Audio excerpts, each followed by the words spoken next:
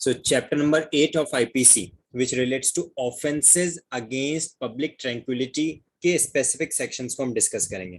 अच्छा, आपने मुझे पूछा था कि जो सेक्शंस बीच में छोड़ दिए गए, लाइक हमने लास्ट सेक्शन जो पढ़ा था लास्ट क्लास में, सेक्शन 124A सेडिशन से रिलेटेड, और उसके बाद में डायरेक्टली हमने जंप कर लिया सेक्शन 141 पे। तो आपका एक क्वेश्चन था कि सर क्या बीच के सेक्शंस इंपॉर्टेंट नहीं है, ऐसा कुछ? तो कॉम्पिटिटिव एग्जाम के पॉइंट ऑफ व्यू से इंपॉर्टेंट ऑब्वियसली नहीं है, लेकिन हाँ, एक रीडिंग अगर आप करना चाहें तो उनकी बिल्कुल कर सकते हैं। चलिए, चैप्टर नंबर 8 जो ऑफेंसेस अगेंस्ट पब्लिक ट्रैंक्विलिटी से डील कर रहा है, इसके कुछ स्पेसिफिक सेक्शंस को हम पढ़ेंगे और उन सेक्शंस को फिर हम कंपैरिजन भी करेंगे सेक्शन 34 ऑफ आईपीसी से। सेक्शन 34 कॉमन इंटेंशन से रिलेट करता है, आपको याद होगा। सेक्शन 34 को हमने पहले पढ़ा था, जिसमें आता है that is acts done in furtherance of the common intention। तो वहां पे and by two or more people, उसको हम इससे कंपैरिजन करके देखेंगे कि अनलॉफुल असेंबली में और कॉमन इंटेंशन वाले सेक्शन 34 में क्या डिफरेंसेस रह सकते हैं। शुरू करते हैं सबसे पहले सेक्शन 141 से। सेक्शन 141 जो कि डिफाइन करता है अनलॉफुल असेंबली को, एन असेंबली ऑफ 5 और मोर पर्सन। तो सबसे पहला इंग्रेडिएंट इसका आ रहा है कि ये कम से कम 5 और मोर पर्सन होने चाहिए। अच्छा, एक बात ये आती है कि असेंबली फॉर्म करना क्या किसी भी तरह से लॉफुल भी हो सकता है? यहाँ पे बात हो रही है अनलॉफुल असेंबली की, तो क्या कोई भी ऐसी सिचुएशन है जहाँ पे असेंबली फॉर्म करना लॉफुल हो सकता है? तो आप देखेंगे हमारे कॉन्स्टिट्यूशन का article 19 clause 1 sub clause B अगर आप जाके पढ़ेंगे तो उसमें आपको देखने के लिए मिलेगा that is we do have the fundamental right to form associations and to form unions and association, peacefully assemble होने का, पीसफुली यूनियंस फॉर्म करने का, कोऑपरेटिव सोसाइटी फॉर्म करने का, इन सब का हमें फंडामेंटल राइट प्रोवाइड किया हुआ है article 19 sub clause 1 sub article 19 clause 1 sub clause B के accordingly as a fundamental right. तो ऑब्वियसली असेंबली फॉर्म करना, यूनियन फॉर्म करना, गैदर होना, ये तो हमारा फंडामेंटल राइट है, लेकिन अगर वो अनलॉफुल है तो फिर वो एक ऑफेंस बन जाता है, और कब उसे अनलॉफुल कहा जाएगा वही बात हम सेक्शन 141 में पढ़ने वाले हैं। सो जब 5 और मोर पर्संस हो, पहली बात। दूसरा, is designated as an unlawful assembly if the common object, the word क्या यूज किया यहाँ पे, common object of the persons composing that assembly is, यानी कि पहली बात 5 या उससे ज्यादा व्यक्ति होनी चाहिए। दूसरा, उनका एक कॉमन ऑब्जेक्ट होना चाहिए, कुछ अचीव करना उनका ऑब्जेक्ट होना चाहिए उनके माइंड में, और वो कॉमन ऑब्जेक्ट यहाँ पे जो 5 पॉइंट्स स्पेसिफाई हैं इन्हीं में से कोई होना चाहिए, इसके अलावा नहीं चाहिए हमें। तो कौन कौन से हैं वो? सबसे पहला इसमें आता है टू ओवरएव। ओवरएव यानी कि आतंकित करना, दहशत पैदा करना। टू ओवरएव बाय क्रिमिनल फोर्स, वो भी क्रिमिनल फोर्स का यूज करते हुए, किसी भी तरह का क्रिमिनल फोर्स का यूज करते हुए अगर ओवरएव करते हैं, किस किस को? या तो सेंट्रल गवर्नमेंट को, या फिर स्टेट गवर्नमेंट को, या फिर पार्लियामेंट को, या फिर स्टेट लेजिस्लेचर को, या फिर पब्लिक सर्वेंट को। इन्हें अगर किसी भी तरह का क्रिमिनल फोर्स के थ्रू ओवरएव किया जाता है तो ये हमारा सबसे पहला ऑब्जेक्ट हो जाएगा एक असेंबली को अनलॉफुल असेंबली कहलाने के लिए। सेकेंड आता है to resist the execution of any law.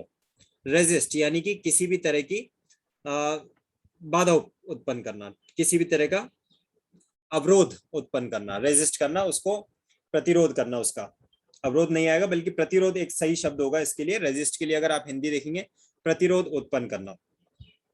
तो किस चीज में प्रतिरोध उत्पन्न किया जा रहा है, किस चीज को रेजिस्ट किया जा रहा है?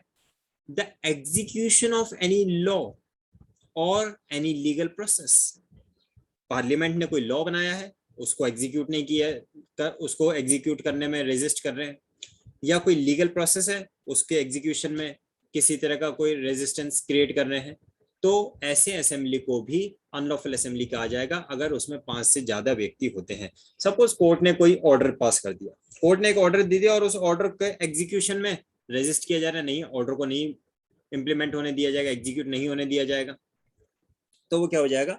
वो आपका हो जाता है एक सेकंड कंडीशन जहां पे हम अनलॉफुल असेंबली उसको डिक्लेयर कर सकते हैं। एक केस था, काफी पॉपुलर केस है, that is young advocates association versus state of Kerala, जिसको हम कॉमनली सबरीमाला केस के नाम से जानते हैं। इसमें क्या हुआ था कि एक पर्टिकुलर एज ग्रुप की जो फीमेल्स थी उन्हें मंदिर में जाने से रेस्ट्रिक्ट किया जाता था, रोका जाता था। और इस जब ये केस चला तो इसका फाइनल जजमेंट ये आया that no, females are also have a fundamental right to visit any of the religious place and to profess any of the religion, to faith worship, उसके अकॉर्डिंगली उनके फेवर में आया।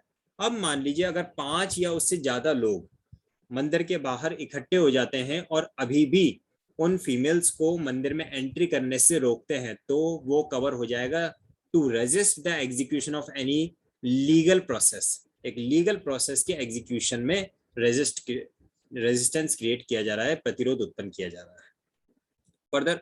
या इसके अलावा आप ये देख लीजिए, कोई पर्सन है वो किसी प्रॉपर्टी का ऑक्शन हो गया है और ऑक्शन करना है, तो उसके हिसाब से वहां पे उसको अपने पोजीशन में लेने के लिए आया कोई legal officer of the court, किसी प्रॉपर्टी को अपने पोजीशन में लेने के लिए आया है in execution of the orders, या फिर किसी प्रॉपर्टी को सील करने के लिए आया है और वहां पे लोग इकट्ठे हो जाते हैं, उसको वहां ऐसा लीगल प्रोसेस को परफॉर्म करने से रोकते हैं। ये सब चीजें कवर हो जाएंगी। उन लोगों का जो असेंबलेंस है, वो असेंबलेंस अगर 5 से ज्यादा का है, that will be counted as an unlawful assembly. Third आता है आपका टू कमिट एनी मिसचीफ और क्रिमिनल ट्रेसपास और अदर ऑफेंसेस। अब ये जो वर्ड आ गया ना, अदर ऑफेंसेस, ये काफी वाइड हो जाता है, ये काफी कॉम्प्रिहेंसिव हो जाता है। किसी भी तरह का अगर कोई ऑफेंस करने के लिए 5 या उससे ज्यादा लोग अगर असेंबल हुए हैं with the common object of that particular offence, then it will be counted to be the unlawful assembly. ये अदर ऑफेंस वर्ड आने से मतलब तो कैसा भी कोई ऑफेंस है वो सारा उसमें कवर हो रहा है, काफी वाइड उसकी डेफिनेशन को बना देता है, तो भी वो क्या कवर किया जाएगा, अनलॉफुल असेंबली। फोर्थ आता है by means of criminal force. फिर से क्रिमिनल फोर्स के थ्रू अगर कोई पर्सन किसी प्रॉपर्टी से डिस्पोजेस किया जाता है या फिर किसी टेक टू और ऑब्टेन द प्रॉपर्टी, किसी प्रॉपर्टी से डिस्पोजेस कर दिया जाता है क्रिमिनल फोर्स का यूज करते हुए, और वो क्रिमिनल फोर्स का यूज भी कम से कम 5 या उससे ज्यादा लोग एक साथ कर रहे हैं। Deprive any person of the enjoyment of rights of वे, किसी रास्ते से जाने के अधिकार से उसको रोका जाता है, वंचित किया जाता है। Of the use of water, पानी के उपयोग से, किसी नदी से, किसी तालाब से, किसी कुएं से पानी लेने से उसको रोका जाता है, बाधित किया जाता है। अदर इनकॉर्पोरेट राइट्स, और कोई जो इनकॉर्पोरेट राइट्स है, इनकॉर्पोरेट राइट्स का मतलब है ऐसा राइट, ऐसे अधिकार जो कि आप देख तो नहीं सकते हैं लेकिन आपके पास में है, आपको उसका अधिकार है, जिसको आप महसूस कर सकते हैं। आपको स्वच्छ हवा लेने का अधिकार है, तो वो इनकॉर्पोरेट राइट में आ जाता है, जिसको आप छू नहीं सकते हैं राइट को, लेकिन आप उसको महसूस कर सकते हैं। आपको किसी भी पार्क में जाने का अधिकार इनकॉर्पोरेट राइट है, पब्लिक पार्क अगर वो है तो, ठीक है। अगर कोई पब्लिक वेल है, पब्लिक ट्यूबवेल है, तो वहां से पानी भरने का इनकॉर्पोरेट राइट आपके पास में है। हाँ, अगर किसी का कोई प्राइवेट वेल है, किसी के बड़ा घर है और घर के अंदर ही उसका प्राइवेट कुआ है, तो वहां जाके पानी भरने का आपको अधिकार नहीं, because it is his private property. लेकिन पब्लिक प्रॉपर्टीज जो भी हैं उनके एंजॉयमेंट से अगर डिप्राइव किया जाता है किसी को, तो वो भी किस में आ जाएगा, वो आ जाएगा आपका अनलॉफुल असेंबली फॉर्म करने में, अगर 5 से ज्यादा लोग मिलकर ऐसा करते तो। अगर अकेला पर्सन कर रहा है तब नहीं आएगा, ठीक है।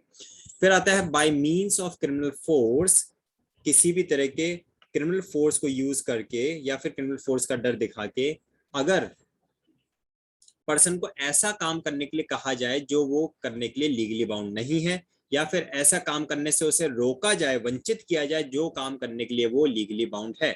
जो काम उसे करना चाहिए उस काम को करने से रोका जा रहा है, या जो काम उसे नहीं करना चाहिए वो काम करने के लिए उसको बाध्य किया जा रहा है, वो भी क्रिमिनल फोर्स के थ्रू। तो ऐसी चीज भी आ जाएगी, किसमें आ जाएगा, अनलॉफुल असेंबली में।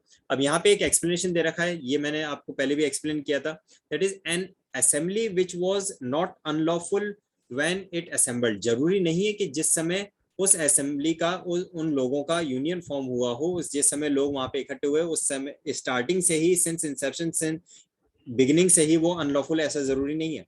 But subsequently it may become an unlawful assembly.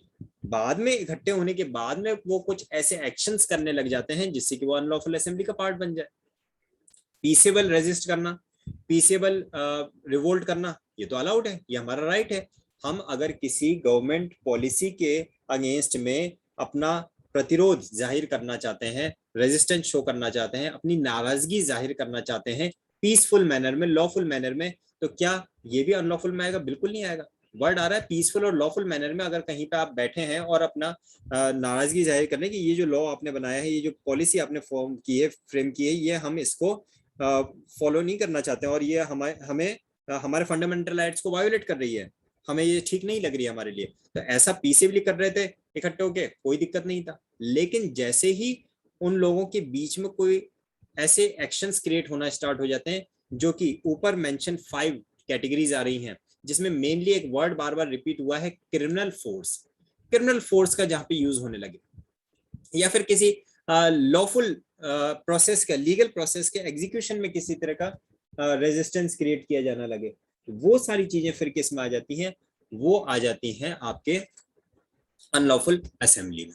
ठीक है, तो ये एक और एग्जांपल इसका मैं आपको दे सकता हूँ एक्सप्लेनेशन के लिए। जैसे अभी कुछ टाइम पहले CAA का विरोध हो रहा था, जो सिटीजनशिप अमेंडमेंट एक्ट आया था, उसके अगेंस्ट में जो प्रोटेस्ट हो रहा था। स्टार्टिंग में जब असेंबल हुए थे, वहां पे सब लोग पीसेबल फॉर्म में थे, जस्ट दे वर रेजिस्टिंग। लेकिन सब्सिक्वेंटली उनके एक्शंस ऐसे चेंज होने लगे, जो कि उनको फिर अनलॉफुल असेंबली में कन्वर्जन हो गया उनका। तो ये चीजें सारी ध्यान रखने की, एक्सप्लेनेशन की। जरूरी नहीं कि हर असेंबली जो है वो स्टार्टिंग से ही अनलॉफुल में हो। सेक्शन 141 ने डिफाइन किया अनलॉफुल असेंबली को। इसके बाद हम मूव ऑन करेंगे सेक्शन 143 पे, जो कि बताता है कि कोई भी ऐसा पर्सन जो कि अनलॉफुल असेंबली में मेंबर रहा है, अनलॉफुल असेंबली में उसका कुछ करना जरूरी नहीं है, उसका सिर्फ मेंबर होना सफिशिएंट है। अगर कोई भी ऐसा पर्सन जो अनलॉफुल असेंबली में मेंबर रहा है, तो उसे कितना पनिशमेंट मिलेगा? तो उसे पनिशमेंट मिलेगा of the imprisonment, which may extend to imprisonment of either description. It may be the rigorous imprisonment, it may be the simple imprisonment, for a term which may extend to 6 months, 6 महीने तक का उसे कारावास दिया जा सकता है। और he may be relieved only with fine, or he may be charged with both, he may be sentenced with both, that is उसको पनिशमेंट और फाइन दोनों चीजें भी लगाई जा सकती हैं। ये पनिशमेंट है for being a member of an unlawful assembly. आपने मेंबर होते कुछ नहीं किया, कोई दिक्कत नहीं है, आपका मेंबर होना ही अपने आप में एक ऑफेंस बन जाता है। एक सिंपल सा एक ऐसा सिचुएशन अराइज हुई थी कि जो वाटर वर्क्स की सप्लाई होती है, पानी की, पीने के पानी की सप्लाई होती है गवर्नमेंट की साइड से, वाटर वर्क्स डिपार्टमेंट की तरफ से, उसमें गंदा पानी नलों में आ रहा था और बहुत बहुत दिनों की गैप पे आ रहा था, और जो आ रहा था वो बिल्कुल कंज्यूमेबल कंडीशन में नहीं था। तो एक मोहल्ले की सारी महिलाएं वगैरह इकट्ठी हुई, उन्होंने कहा भी चलो अपन तो चलते हैं और अपने खाली मटके उठा के लेके जाएंगे, हम कलेक्ट्रेट के सामने प्रदर्शन करेंगे कि देखो पानी ऐसा आता है कि हम पानी नहीं भर पा रहे हैं। इस तरह से असेंबल होके वहां पे गए और वहां पे इकट्ठे होके वो उसका वहां पे थोड़ा बहुत उन्होंने नारे वगैरह लगाए करे। अब उसमें से जो 4-5 महिलाएं थी, जो उनकी नेता महिलाएं आप कह सकते हैं, उन्होंने अचानक से क्या किया, वो जो मटके थे, बोले कि ये सारे मटके उठा के ये सामने जेईन खड़ा हुआ है, इसके सामने ही फेंको, इस सामने तोड़ो इनके। और वो उसमें से कुछ तो ऐसी थी जिन्होंने वो मटके जेईन के ऊपर ही फेंक दिए। तो उसको चाहिए, रियल बता रहा हूँ मैं, जयपुर में, राजस्थान में जयपुर में ये चीज हुआ था एक्चुअली। तो उन्होंने वो मटके उसको फेंके, जेईन को डायरेक्टली खुद ही को उसको चोट भी लग गई। और फिर तो अभी ये सिचुएशन के, जब वो लोग घर से निकले थे, मे बी वो 50 महिलाएं होंगी, क्या वो अनलॉफुल असेंबली थी? नहीं, क्योंकि उनका ये था कि वहां पे हम जाएंगे और हम एक पीसफुली लॉफुल मैनर में उनको बताएंगे, देखिए हमारी परेशानी है, आप पानी प्रॉपर सप्लाई नहीं कर रहे हैं। लेकिन जैसे ही वहां पे उन्होंने अपने ऑब्जेक्ट्स को चेंज कर दिया, पहले ऑब्जेक्ट था सिर्फ वहां पे अपनी प्रॉब्लम से उन लोगों को बताना, उन लोगों को नॉलेज इन्फॉर्म करना। लेकिन जैसे उन्होंने अपना ऑब्जेक्ट चेंज कर दिया, ऑब्जेक्ट क्या कर दिया कि वहां पे क्रिमिनल फोर्स का यूज होने लग गया। वहां पे उनके पास में जो उनके पास पॉट्स, उनके पास मटके थे, उनको वो तोड़ रहे हैं, और वहां पे जो पर्सन्स खड़े हैं, उन लोगों के, अधिकारियों के ऊपर वो मटके फेंके जा रहे हैं, उनको चोटिल किया जा रहा है। तो ये सब चीजें क्या होगी, अब वो असेंबली अनलॉफुल असेंबली में फॉर्म हो गया। पहले वो अनलॉफुल नहीं किया, अनलॉफुल में। अब देखिए अनलॉफुल असेंबली में मैंने क्या बताया, 50 महिलाएं थे, 50 में से 5 महिलाओं ने ऐसा किया। तो बाकी की जो 45 विमेन्स हैं, क्या उन्हें पनिशमेंट मिलेगा या नहीं मिलेगा? तो साफ साफ वर्ड लिखा हुआ है, मेंबर होना ही सफिशिएंट है। Member of an unlawful assembly भी इस पूरी तरह से पनिशेबल रहेगा। लेकिन जैसे ही उन्होंने ऐसा करने का पहले ऐसा तो नहीं है कि अचानक से फेंक दिया होगा, आपस में क्या होगा कि चलो ये सारे मटके अपन तो यहीं पे फोड़ेंगे, इनके ऊपर फेंकेंगे। जैसे ही उन्होंने ये आपस में कॉमन ऑब्जेक्ट फॉर्म करने लगे, ऑब्जेक्ट चेंज करने लगे, इमीडिएटली वहां से 2-3 महिलाएं अब एस्केप कर जाती हैं। वो कहते नहीं नहीं नहीं, ये सब काम हम नहीं करना चाहते, हम तो जा रहे हैं यहाँ से। अब क्या उनके ऊपर भी चार्ज लगेगा? उनके ऊपर नहीं लगेगा, क्योंकि यहाँ बात कॉमन ऑब्जेक्ट की आ रही है, कॉमन इंटेंशन की बात नहीं आ रही, कॉमन ऑब्जेक्ट की बात आ रही। जैसे ही आप उस असेंबली से, उस अनलॉफुल असेंबली से अपने आप को सेपरेट कर लेते हैं, आपके ऊपर अनलॉफुल असेंबली के मेंबर होने का चार्ज खत्म हो गया। Now you will not B tribal under this sections. हाँ, अगर हम बात करें सेक्शन 34 की, वहां पे जो कॉमन इंटेंशन था, वहां पे ये सिचुएशन थी कि अगर आप वहां पे पॉइंट पे on the place of offence available नहीं भी हैं, आप घर से बैठ के फोन पे अगर गाइडेंस दे रहे हैं, तो भी आप उसमें कॉमन इंटेंशन में भागीदार बन रहे थे, ठीक है। लेकिन यहाँ पे बात यह है कि आपका पार्टिसिपेशन होना, वहां पे आपकी प्रेजेंस होना, ये सब चीजें जरूरी है। उस असेंबली में आपकी प्रेजेंस होनी चाहिए, आपका किसी भी फॉर्म में पार्टिसिपेशन होना चाहिए। अगर आप असेंबली से अपने आप को सेपरेट कर लेते हैं, then you will not be counted to be a member of that assembly. तो 143 ने बताया कम से कम 6 महीने, नहीं कम नहीं, 143 बताता है कि अनलॉफुल असेंबली के मेंबर होने पे 6 महीने तक की सजा मिल सकेगी, और साथ में कारावास मिल सकेगा 6 महीने तक का, और साथ में फाइन भी लगाया जा सकेगा, और चाहे तो सिर्फ फाइन लगा के भी रिलीव किया जा सकेगा। इसके बाद में हम मूव ऑन करते हैं सेक्शन नंबर 146 की तरफ, जो हमें बताता है कि राइटिंग क्या होता है। राइटिंग से पहले मैं आपको बताऊंगा सेक्शन 149 के बारे में, सेक्शन 146 को हम बाद में देखेंगे। अच्छा, ये जो चैप्टर है ना हमारा पब्लिक ट्रैंक्विलिटी वाला, चैप्टर नंबर 8 जो हम पढ़ रहे हैं, इसमें actually 4 kinds of topic cover होते हैं। एक तो ये अनलॉफुल असेंबली का, एक राइटिंग, एक आ जाता है इसमें अफ्रे, और एक इसमें आ जाता है that is member of hiring और कन्विक्टिंग अनलॉफुल असेंबली का किसी भी तरह का, वो चीज है। तो अभी हम इसमें जो मेनली डिस्कस कर रहे हैं अनलॉफुल असेंबली को, तो अनलॉफुल असेंबली से रिलेटेड हमने सेक्शन 141 देखा, 143 देखा। अब डायरेक्टली हम एक बार देखेंगे सेक्शन 149 को, जो बताता है कि आप अनलॉफुल असेंबली में मेंबर कब माने जाएंगे, जो चीज मैंने भी आपको एक्सप्लेन भी किया था। Every member of unlawful assembly guilty of offence committed in prosecution of common object, word use किया है कॉमन ऑब्जेक्ट, जो कॉमन ऑब्जेक्ट के लिए उसमें मेंबर बना था, उसे उस अनलॉफुल असेंबली का मेंबर माना जाएगा, और उस मेंबर को उस ऑफेंस के लिए गिल्टी माना जाएगा, और अकॉर्डिंग टू दैट 143 में उसको पनिशेबल माना जाएगा। अब मैं थोड़ा सा आपको एक्सप्लेन करूं कि कॉमन इंटेंशन और कॉमन ऑब्जेक्ट में डिफरेंस क्या आता है। कॉमन ऑब्जेक्ट जो है वो एक नैरो टर्म है, और कॉमन इंटेंशन जो है वो एक वाइडर टर्म आ जाता है। इंटेंशन तो माइंड में है पूरी तरह से कि हमें ये काम करना है, इस तरीके से करना है, ये सारे चीजें हम करें। लेकिन ऑब्जेक्ट ये आता है कि ये ऑब्जेक्टिव को हमें अचीव करना है। इंटेंशन हम क्या करने वाले हैं, और ऑब्जेक्ट ये आता है कि हमें अचीव क्या करना, हम क्या क्या चाहते हैं, करना कैसे भी हो। फॉर एग्जाम्पल, हो सकता है थोड़ा कंफ्यूजन क्रिएट हो रहा हो लैंग्वेज में, मैं एग्जाम्पल देके आपको बताता हूँ। 20 लोग, एक किसी भी दल के 20 लोग इकट्ठे हुए, और उन्होंने सोचा कि हम आज ये सरकार ने जो नया कानून पास किया है, इसके विरोध में बाजार बंद करवाएंगे। और जब वो अपने ऑफिस से निकलते हैं, तो वो आपस में क्या डिसाइड करते हैं कि हम बाजार बंद करवाना है हमें, ये उनका सबका ऑब्जेक्ट है। जब वो पूरे मार्केट से घूम के आए, तो उनका सबका कॉमन ऑब्जेक्ट क्या है, बाजार को बंद करवाना। बाजार को बंद करवाने के लिए उन 20 लोगों में से हो सकता है 5 के माइंड में तो क्या हो कि अगर कोई बंद नहीं करा होगा तो हम क्रिमिनल फोर्स का भी यूज करेंगे। कोई ऐसा हो, 5 लोग ऐसे भी हो सकते हैं उनके में से जिनका ये इंटेंशन क्या रहा होगा। ऑब्जेक्टिव तो सबका सेम है, ऑब्जेक्ट सबका क्या है कि बाजार बंद करवाना, लेकिन इंटेंशन डिफरेंट हो सकते हैं। 5 का इंटेंशन हो सकता है कि हम तो क्रिमिनल फोर्स का यूज करेंगे। 5 का इंटेंशन हो सकता है नहीं, हम हाथ जोड़ के बात करेंगे, उनको रिक्वेस्ट करेंगे। 5 का इंटेंशन ये हो सकता है कि भाई हम उनके सामने उनको थोड़ा बहुत ना समझाएंगे उन बातों को कि भाई हम क्यों ऐसा करवा रहे हैं। तो अलग अलग तरह के इंटेंशंस, यानी किस तरीके से हम बाजार को बंद करवाएंगे, क्या हम हथियारों का यूज करेंगे, या सिर्फ हम गाली गलौज करेंगे, या सिर्फ हम उनको प्यार से समझाएंगे, या उनको हम कन्विंस करेंगे। इंटेंशंस डिफरेंट हो सकते हैं, ऑब्जेक्ट सबका सेम है। तो जब ऑब्जेक्ट सेम है तो वो अनलॉफुल असेंबली में आ जाता है। इंटेंशन यानी कि किस तरह से उस ऑब्जेक्ट को अचीव करना है, ऑब्जेक्ट को किस तरह से आपको अचीव करना है। फॉर एग्जाम्पल, आप सब जुडिशरी की प्रिपरेशन कर रहे हैं।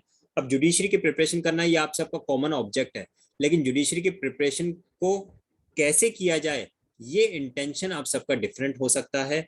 कुछ लोग हो सकते हैं ऑनलाइन कोचिंग लेना चाहें, कुछ लोग हो सकते हैं ऑफलाइन कोचिंग लेना चाहें, कुछ हो सकते हैं सेल्फ स्टडी करना चाहें। तो इंटेंशंस डिफरेंट हो सकते हैं, ऑब्जेक्ट कॉमन हो सकता है। और जहां पे इंटेंशन भी कॉमन हो जाता है तो वो 34 में चला जाता है, जहां ऑब्जेक्ट कॉमन आता है तो वो सेक्शन 141 में आ जाता है। तो सेक्शन 149 क्या कह रहा है? Every member of unlawful assembly guilty of offence committed in prosecution of common object. उस किसको माना जाएगा? जो उस कॉमन ऑब्जेक्ट में मेंबर था उसे गिल्टी माना जाएगा for the offence. If an offence is committed by any member, क्या वर्ड लिखा है? कमीशन किसने किया उस ऑफेंस का? Any member of an unlawful assembly in prosecution of the common object. Common object के प्रोसिक्यूशन में पहले एक ऑब्जेक्ट फॉर्म किया और उस ऑब्जेक्ट को फॉर्म करने के बाद में हम उसमें से किसी भी एक मेंबर ने, एनी मेंबर ने उस एक्ट को परफॉर्म किया, such as the members of that assembly or as such the members of the assembly knew to be likely to be committed in prosecution of that object। या फिर वो जो member जितने भी थे उनको ये पता था कि हम सब क्या करने वाले हैं, ये बात भी उनको पता थी। और एवरी पर्सन हु, तो वर्ड क्या आ रहा है? Every person who at the time of committing that offence. मैंने आपको बताया ना, जैसे ही अगर उससे अपने आप को आप अलग कर लेते हैं, ऑफेंस कमिट होना स्टार्ट हो, सून बिफोर दैट अगर आप अपने आप को उससे सेपरेट कर लेते हैं तो फिर आप मेंबर नहीं कहलाएंगे। But every person who at the time of committing that offence, जब ऑफेंस हो रहा था उस समय जो मेंबर उसमें थे, is a member of the same assembly is guilty of that offense। तो उसको ऑफेंस का गिल्टी माना जाएगा, जिसको 6 महीने तक का कारावास और जुर्माना लगाया जा सकता है। कॉमन इंटेंशन में तो क्या होता है? एक रात पहले बैठ के 5 लोगों ने, 4 ले लीजिए, 5 ले लीजिए, उन्होंने बैठ के एक प्लान बनाया कि हम जाके उस पर्सन का मर्डर करेंगे कल। और अगले दिन 4 ही लोग वहां पे पहुंचे। जो इंटेंशन फॉर्म किया था, कॉन्स्पिरेसी की थी, वो तो 5 लोगों ने किया था, लेकिन वहां पे पहुंचे कितने? वहां पे पहुंचे सिर्फ 4 ही, और उन्होंने परफॉर्म किया। बाकी का जो एक पर्सन था वो घर पे ही बैठा रहा कि भाई आप लोग आओगे तो मैं आपको यहाँ पे अटेंड करूंगा। यानी कि जिस समय ऑफेंस कमिट हुआ, क्या वो उस समय वहां पे था? नहीं था, लेकिन फिर भी कॉमन इंटेंशन में तो वो उसके साथ कंबाइन किया जा रहा है, उसको भी चार्ज लगाया जाएगा। लेकिन 149 में क्या हो रहा है? 149 में साफ वर्ड लिखा है eight the time of committing that offence. जिस समय ऑफेंस कमिट हुआ उस समय वो पर्सन उस असेंबली में मेंबर होना चाहिए। उससे पहले था, उसने अपने आप को सेपरेट कर लिया तो फिर नहीं। ठीक है, 149 हो गया। तो ये मैंने आपको अनलॉफुल असेंबली से रिलेटेड 3 सेक्शंस बताए, 141, 143 एंड 149। अब हम आते हैं राइटिंग की तरफ, जो सेक्शन 146 डील कर रहा है। 146 बताता है राइटिंग। राइटिंग क्या होता है? बलवा, जिसको हम कह सकते हैं when force और violence is used। क्या यूज किया जा रहा है? फोर्स का यूज किया जा रहा है, वायलेंस का यूज किया जा रहा है बाय एन अनलॉफुल असेंबली। कौन यूज कर रहा है? Unlawful assembly. अनलॉफुल असेंबली क्या होता है? अनलॉफुल असेंबली के लिए आप रेफर करेंगे सेक्शन 141 को। वो अनलॉफुल असेंबली जो कि सेक्शन 141 में डिफाइन की गई है, वो अनलॉफुल असेंबली अगर किसी तरह का फोर्स यूज करते हैं, किसी तरह का वायलेंस यूज करते हैं, उपद्रव करना शुरू कर दिया है उन लोगों ने, और by any manner, by any member thereof in prosecution of the common object. अपने कॉमन ऑब्जेक्ट को अचीव करने के लिए उन्होंने फोर्स और वायलेंस का जैसे यूज करना स्टार्ट कर दिया, every member of such assembly is guilty of the offence of writing.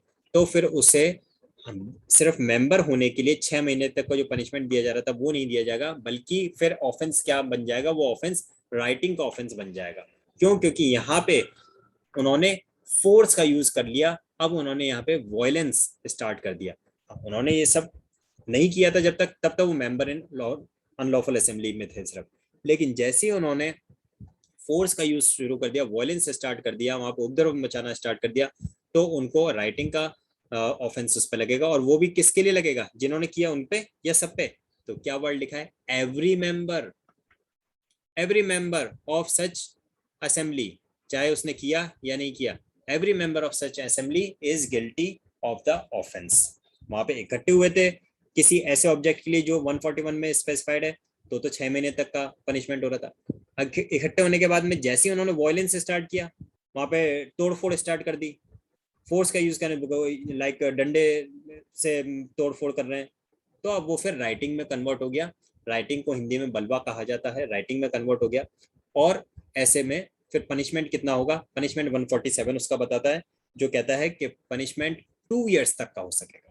Simply unlawful assembly के मेंबर होने पे तो 6 महीने का पनिशमेंट हो रहा था, लेकिन अगर वो राइटिंग में कन्वर्ट हो गया है अनलॉफुल असेंबली, यानी कि जहां पे फोर्स और वायलेंस के यूज हो गया है, तो फिर जो पनिशमेंट है वो 2 years तक का हो सकेगा। और विद फाइन और विद बोथ, वो वर्ड तो यहाँ पे साथ में कंबाइंड है ही है। ठीक है, आगे बढ़ते हैं हम सेक्शन 159 की तरफ अब आते हैं, क्योंकि 149 में आपको ऑलरेडी बता चुका हूँ। 159 और 160 जो इस चैप्टर के लास्ट सेक्शंस हैं, जो बताते हैं अफरे के बारे में, यानी कि दंगा किसे कहा जाएगा। सेक्शन 159 और 160।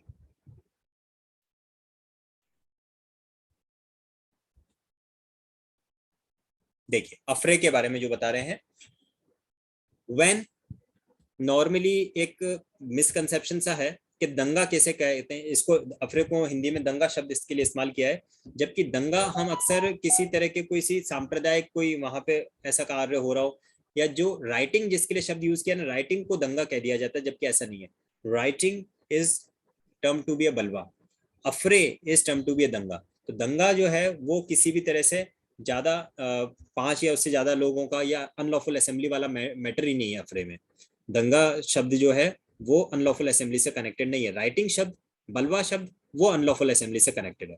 159 बताता है अफरे या फिर दंगा क्या होगा, व्हेन 2 or more persons, यानी सिर्फ 2 लोग भी हो सकते हैं इसमें, तो अनलॉफुल असेंबली में तो 5 तो कम से कम थे।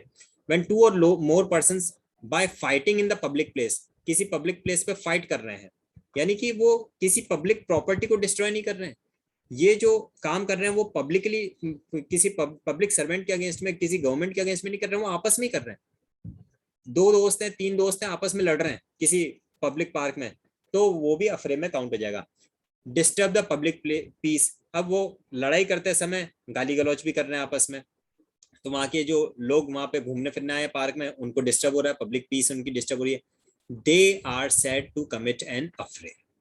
समझ में आया आपको कि नहीं? तो कई बार लोग क्या कह देते हैं, भाई हम आपस में लड़ रहे हैं, तुम्हें क्या दिक्कत है? नहीं, आप 159 प्रोसिक्यूट हो सकते हैं उसके लिए, क्योंकि आप क्या कर रहे हैं, आप पब्लिक प्लेस पर डिस्टर्ब द पब्लिक पीस कर रहे हैं, लोक शांति को बाधा उत्पन्न कर रहे हैं।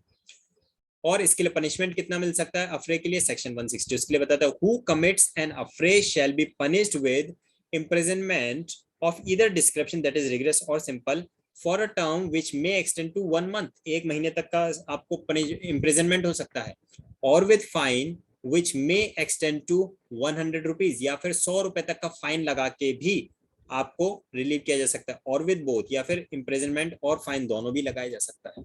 ये इसके लिए पनिशमेंट स्पेसिफाई किया।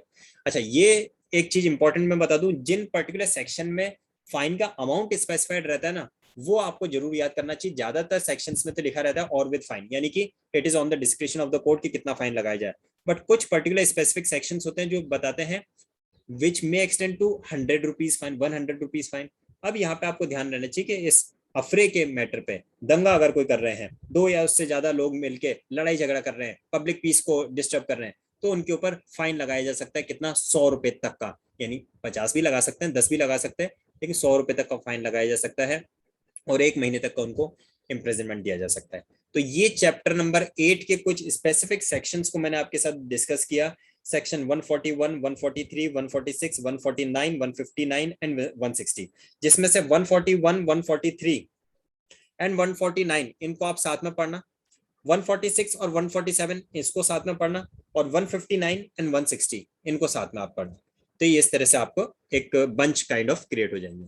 तो आई होप आपको अभिषेक अच्छे से समझ में आएगा जो भी हमने डिस्कस किए पॉइंट्स को। अगर कोई डाउट वगैरह पूछना चाहते हैं तो पूछ लीजिए, बाकी लोगों के लिए रिकॉर्ड हो ही गया, वो लोग देख लेंगे।